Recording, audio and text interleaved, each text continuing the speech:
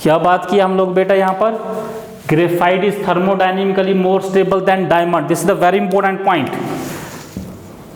Graphite is thermodynamically more stable than diamond at standard condition, standard state के ऊपर carbon जो exist करता है वो ग्रेफाइट एग्जिस्ट करता है, ना कि diamond, because the standard enthalpies of formation of carbon graphite is 0। और जिनके लिए स्टैंडर्ड इंथैल्पीज ऑफ फॉर्मेशन 0 होता है स्टैंडर्ड स्टेट में, that are the most stable.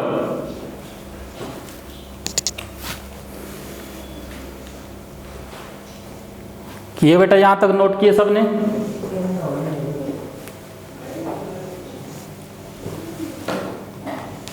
लिख रहे हैं सर। हाँ, नोट कर लिख ली सबने?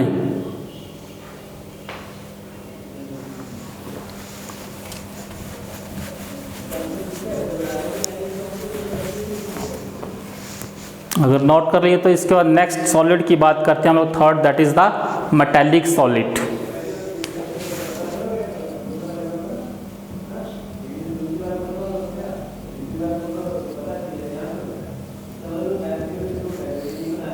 मेटालिक सॉलिड्स, मेटालिक सॉलिड्स क्या होते हैं? जिनमें मेटालिक बॉन्ड हो। तो यहाँ पर क्या क्या एग्जांपल आप मेटालिक सॉलिड का ले सकते हैं? और मेटल्स एंड अलॉयज। हाँ, अलॉयज जो मेटल्स, जैसे एग्जांपल की अगर मैं बात करूँ यहाँ पर तो कौन कौन से लिखते हैं? जैसे कॉपर हो गया, आयरन हो गया, सिल्वर हो गया, एटसेट्रा। तो मेटल्स जो हैं this has the metallic bonding. तो एक्चुअली में इनके बीच में बॉन्डिंग जो वो किस तरह का होता है अभी? Metallic bonding, metallic bonding. The bonding between is the bonding between these metals is a metallic, and metallic bonding is also a strong interaction। Actually में मेटालिक बॉन्ड की अगर हम बात करें तो इसको डिफाइन कैसे करते हैं? What is metallic bond? Metallic bond is also strong electrostatic attractions. ये भी क्या है अभी? This is a metallic bond, metallic bond is a strong electrostatic attraction between positively kernels and core or valence electrons. Core electrons also known as the valence electrons. This is called as metallic bonding. अब positive colonel's का मतलब क्या है यहाँ पर? What do you mean by colonel's? जब हम metals की बात कर रहे हैं यहाँ पर, तो जैसे मेरे पास यहाँ पर सोडियम मेटल है। Sodium metal has only one balance electrons. अगर इसकी मैं इलेक्ट्रॉनिक कॉन्फ़िगरेशन यहाँ पर देखूँ तो किस तरह का इलेक्ट्रॉनिक कॉन्फ़िगरेशन होगा? 1s2, 2s2, 2p6, 3s2, 3s1, only 3s1। तो कोर इलेक्ट्रॉन कौन सा होगा? जो बाहर वाला इलेक्ट्रॉन्स होता है। This is called as core electrons, this is called as core electrons. Then sodium has only one core electrons, एक ही कोर इलेक्ट्रॉन है यहाँ पर, क्योंकि आउटर मोस्ट में क्या है यहाँ पर? There is only one electron. अब जैसे ये एक इलेक्ट्रॉन को अपने लॉस करेगा भी, तो लॉस करने के बाद जैसे ये इलेक्ट्रॉन को अपने लॉस करेगा outermost electron, it will be converted into Na+, and this Na+ is called as the kernels. इसी को क्या बोलते हैं हम लोग? कर्नल्स। तो इस कर्नल्स और जो कोर इलेक्ट्रॉन्स हैं उनके बीच का जो बॉन्डिंग है, such bonding is called as the metallic bonding. And due to this metallic bonding, these solids also has high melting and boiling point. तो एक्चुअली में बॉन्डिंग किस तरह का? जैसे बहुत सारे कर्नल्स, जब भी हम बात करेंगे मेटल का, तो मेटल में तो क्या होंगे? बहुत सारे कर्नल्स होंगे भी इस तरह से Na+ की फॉर्म में, और बैलेंस इलेक्ट्रॉन है यहाँ पर। तो जो बैलेंस इलेक्ट्रॉन है वो इसके साथ इंटरेक्शन करेगा, इसके साथ भी करेगा, इस तरह से इसके साथ भी करेगा भी। तो जो कोर इलेक्ट्रॉन्स है अभी वो क्या करेगा भी? जो कर्नल्स उनके बीच में क्या होगा भी? अट्रैक्शन होगा, फोर्स ऑफ अट्रैक्शंस, जिसी को इलेक्ट्रोस्टैटिक फोर्स ऑफ अट्रैक्शन हम लोग बोल रहे हैं अभी। तो this is called as the kernels and core electrons and the bonding between these two called as the metallic bonding. Now अब मेटालिक बॉन्डिंग जो है वो किसके ऊपर डिपेंड करेगा भी? जो मेटालिक बॉन्डिंग है हमारी, इसको पॉइंट बना के लिख लो, MB metallic bonding is directly proportional to number of unpaired electrons, unpaired electrons या फिर कोर इलेक्ट्रॉन्स या फिर बैलेंस इलेक्ट्रॉन्स, या फिर बैलेंस इलेक्ट्रॉन्स। तो मेटालिक बॉन्डिंग डिपेंड कर रहे हैं नंबर ऑफ अनपेयर्ड इलेक्ट्रॉन्स या कोर या बैलेंस इलेक्ट्रॉन्स। तो जिसमें जितने कोर और बैलेंस इलेक्ट्रॉन्स होंगे इट मीन्स उसमें उतना ही क्या होगा भी मेटालिक बॉन्डिंग, और उतना ही बहुत ज़्यादा स्ट्रॉन्ग होगा। जैसे हम लोग क्वेश्चन की फॉर्म में यहाँ पर बात करें तो क्वेश्चन है यहाँ पर हमारे पास, आपने क्वेश्चन खुद ऑलरेडी ही पढ़ा है, ये सोडियम जो है, sodium is soft and iron is hard. क्योंकि सोडियम को नाइफ के साथ इजीली से कट कर सकते हैं, बट आयरन को कर सकते हैं क्या हम लोग? आयरन को काट सकते हैं क्या नाइफ के साथ? नाइफ ही टूट जाएगा भी। बट सोडियम क्या अभी इजीली से कट कर सकते हैं, क्यों? क्योंकि इसमें एक ही बैलेंस कोर इलेक्ट्रॉन था, लेकिन आयरन में 8 इलेक्ट्रॉन्स हैं अभी कोर, तो इसीलिए 8 कोर इलेक्ट्रॉन के थ्रू जो मेटालिक बॉन्डिंग होगा आयरन में बहुत ज़्यादा स्ट्रॉन्ग होगा अभी। और रीज़न क्या है यहाँ पर? सोडियम सॉफ्ट क्यों है अभी? लेस मेटालिक बॉन्डिंग, बट इसमें क्या है अभी? High metallic bonding. क्यों? Due to 8 core electrons, due to 8 core electrons. क्योंकि इसमें क्या था? ओनली 1 कोर इलेक्ट्रॉन, इसमें एक ही कोर इलेक्ट्रॉन है सोडियम में।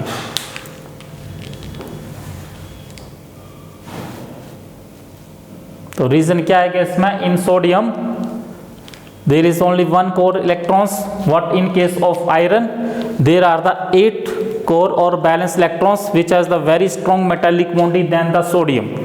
Therefore sodium can easily cut with knife what iron cannot be cut with knife.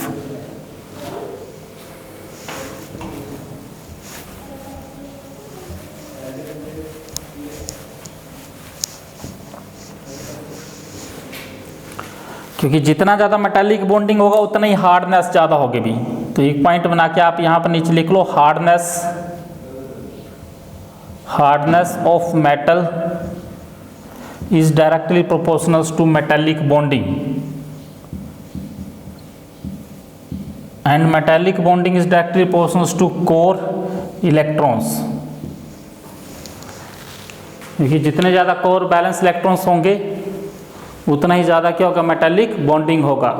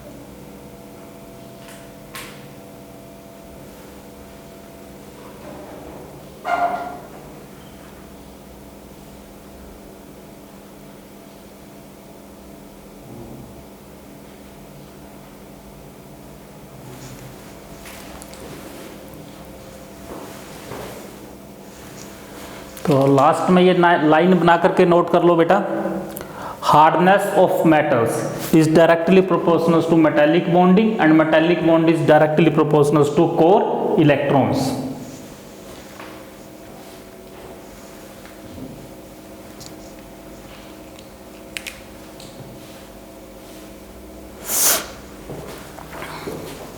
Then last type जो सॉलिड है हमारे पास, that is the molecular solids.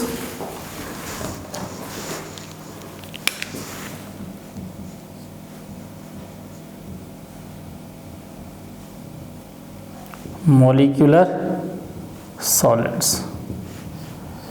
तो मोलिकुलर सॉलिड्स जो होते हैं वो एक्चुअल में दो तरह के हैं हमारे पास। कौन कौन से सॉलिड्स हैं अभी?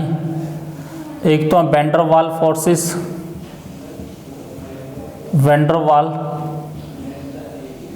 फोर्सेस, और दूसरा हाइड्रोजन बॉन्डेड,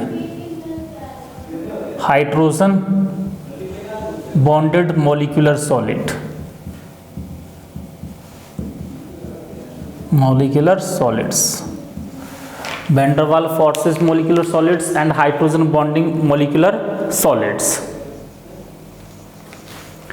तो van der Waal forces की बात करें अगर हम लोग यहाँ पर, तो there are the two type molecules. Actually में दो तरह के होते हैं अभी मोलिक्यूल्स। कितनी तरह के होते हैं? दो तरह के। कौन कौन से? एक होते हैं नॉन पोलर मोलिक्यूल्स, दूसरे होते हैं पोलर मॉलिक्यूल्स। तो नॉन पोलर जो मॉलिक्यूलर सॉलिड होंगे भी, मॉलिक्यूल्स या molecular solid, and polar molecular solids.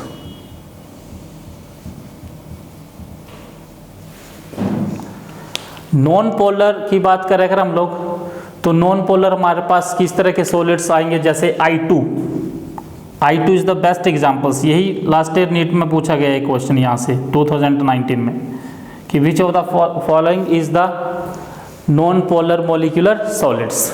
तो आपको पता होना चाहिए नॉन मोलिकुलर सॉलिड्स कौन से होते हैं, पोलर मोलिकुलर सॉलिड कौन से होते हैं। अभी I2, argon, H2, CCl4, P4 solid etc. तो these are the solids which are the non polar molecular solid। Non polar जब हम इनकी बात करेंगे नॉन पोलर सॉलिड्स की, तो there is the weak van der वाल फोर्सेस। I2 आर्गन मोलिक्यूल के बीच में जो फोर्सेस होंगी, नॉन पोलर मोलिक्यूल के बीच में जो फोर्स रहता है, that force termed as the van der वाल फोर्सेस या डिस्पर्सन लंडन फोर्सेस भी बोलते हैं इनको हम लोग। तो एग्जाम्पल नोट कर लो साथ में ये। और पोलर की बात करें अगर हम लोग बेटा, तो in polar molecular solids there is dipole interactions. क्या होती है इनमें? Dipole interactions, dipole interaction, dipole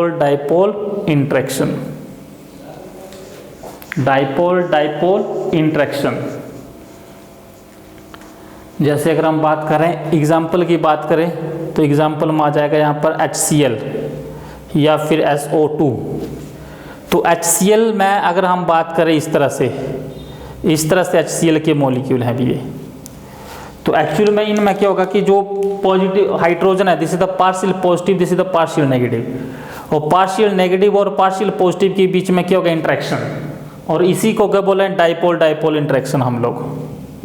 this is called as dipole interaction. और अगर I2 मॉलिक्यूल के बीच में हम लोग बात करेंगे भी, एक I2 इस तरह से है, दूसरा I2 इस तरह से है अभी, तो इन दोनों के बीच में जो इंटरेक्शन है, this is called as van der वाल फोर्सेस। या वैन डर वाल फोर्सेस का ही नाम होता है दूसरा लंडन फोर्सेस। क्या बोलते हैं इसको हम लोग? London forces.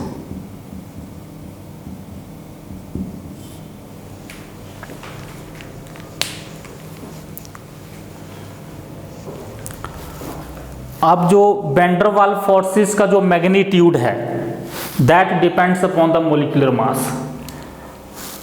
जैसे अगर मैं बात करूं यहाँ पर, इसको नोट कर लो पहले, उसके बाद नोट बना के निकलो नीचे।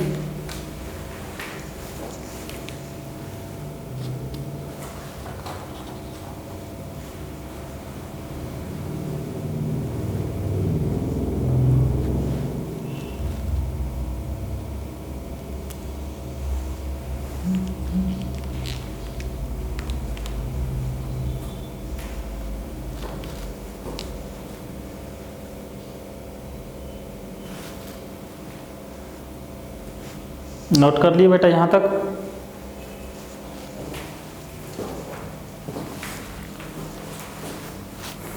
Yes, sir.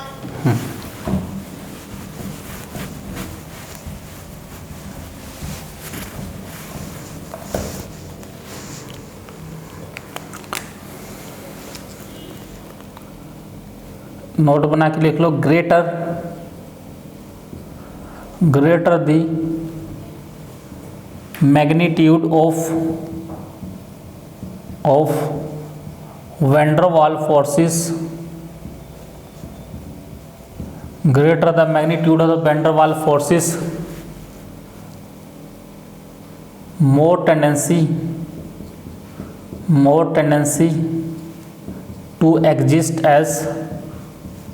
as solid, means जिसमें जितना ज़्यादा van der Waals forces होगा, they has a more tendency to exist as the solid, and van der Waals forces magnitude of van der Waals forces directly proportional to molecular mass. As the molecular mass increases, van der Waals forces will also increases and more tendency to exist as the solid. जैसे मैं बात करूँ यहाँ पर F2, I2, N2 में van der Waals forces discuss करनी है मुझे। तो F2 मैं बात करूं यहाँ पर मैं, तो F और F के मॉलिक्यूल के बीच में, F एंड F के बीच में जो वैन डर वाल्स फोर्सेस होंगी वो कैसी होंगी? Weak van der Waals forces. But अगर इसके कंपैरिजन में मैं I2 के बारे में बात करूं भी, I2 के बीच में बात करूं मैं, I2 के बीच में, तो I और I के बीच का क्या है अभी? मॉलिक्यूलर मास ज़्यादा है, तो इसमें क्या होगा अभी? Weak van der Waals forces की होंगी भी ज़्यादा होंगी, हाई या strong van der Waals forces. तो वैन डर वाल्स फोर्सेस ज़्यादा किस में है? I2 में in comparison of F2। Therefore this F2 जो है this is exist as the gas and I2 is exist as the solid. आपने देखा होगा I2 जो होता है किसकी फॉर्म होता है? सॉलिड। तो सॉलिड फॉर्म होने का रीजन क्या है इसका? This is due to the strong van der Waals forces in F2 molecule, in I2 molecule। I2 and I2 के बीच में जो होगा there is the strong van der Waals forces than the F2। F2 के बीच में weak होगा due to the smaller molar mass in fluorine। और N2 में बात करें तो N2 में भी weak होगा, N2 का मोलर मास भी कम है, इसलिए N2 भी क्या रहता है? Gas. N2 is also exist as the gas।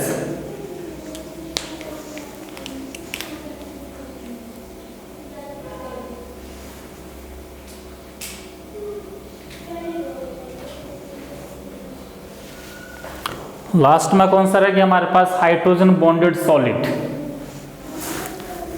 तो हाइड्रोजन बॉन्डेड सॉलिड जो हमारे पास वो कुछ 2-3 स्पेसिफाइड एग्जाम्पल अब आप नोट करके रख लो अपने पास।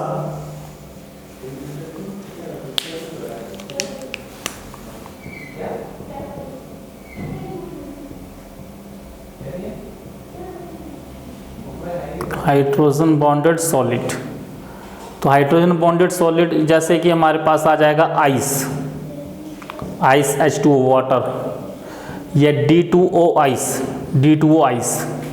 दिस इज आल्सो, या फिर H3BO3 सॉलिड, या फिर और कौन सा सॉलिड हो सकता है अभी? HF अगर हम बात करें HF सॉलिड। तो ऐसे सॉलिड जो कि हाइड्रोजन बॉन्ड फॉर्म करते होंगे, such solids called as the hydrogen bonded molecular solids.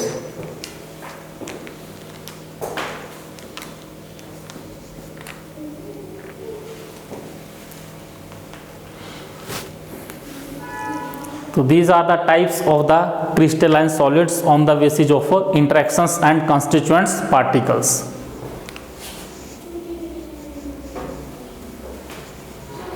तो ये तो बेसिक इंट्रोडक्शन था सॉलिड स्टेट का।